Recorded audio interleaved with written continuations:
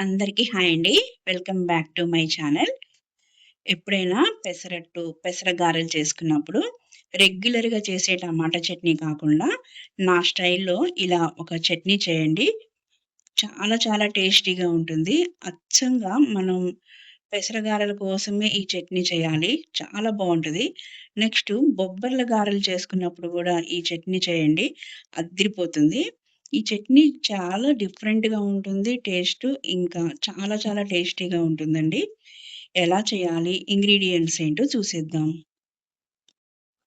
ముందు ఒక పాన్ పెట్టుకొని 1 టేబుల్ స్పూన్ ఆయిల్ వేయాలి. ఇందులోకి 2 ఆనియన్స్‌ని ఇలా పొడవుగా కట్ చేసి వేసుకోవాలి. అలాగే కారానికి సరిపడా ఎండుమిర్చి ఒక 10 వేయాలి. నెక్స్టు 7, 8 వెల్లుల్లి వేసుకోవాలి.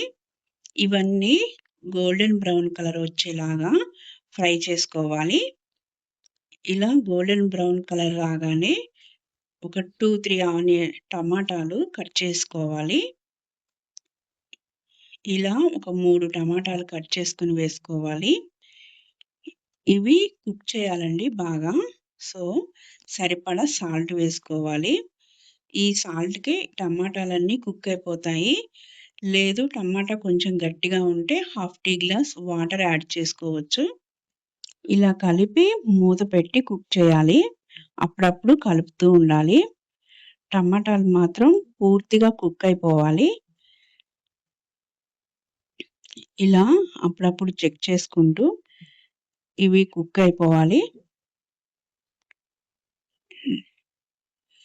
నెక్స్ట్ ఇందులోకి 2 టేబుల్ స్పూన్‌ల కోకోనట్ ఇలా గ్రేట్ చేసి వేయాలి. అలాగే ఒక కప్పు కొత్తిమీర వేయాలి. ఈ 2 మాత్రం చాలా టేస్ట్‌నిస్తాయండి ఈ చట్నీకి.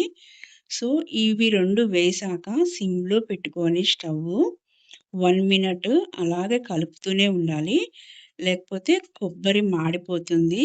కొత్తిమీర ఫ్లేవర్ పోతుంది. సో, 1 మినిట్ అలా చక్కగా కలుపుతూనే ఉండాలి. అలా కలిపాక స్టవ్ ఆఫ్ చేసేయాలి.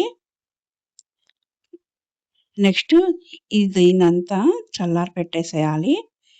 ఈ టమాటా, ఆనియను ఇవన్నీ పెసరట్టుకి మంచి కాంబినేషన్ అండి. సో, ఇలా కొత్తిమీర, కోకోనట్ ఇవన్నీ చాలా టేస్ట్‌నిస్తుంది చట్నీకి. ఇలా చల్లారిపోయిన తర్వాత మనం మిక్సీ వేసుకోవాలి. ఫైన్ పేస్ట్ చేసుకోవాలి.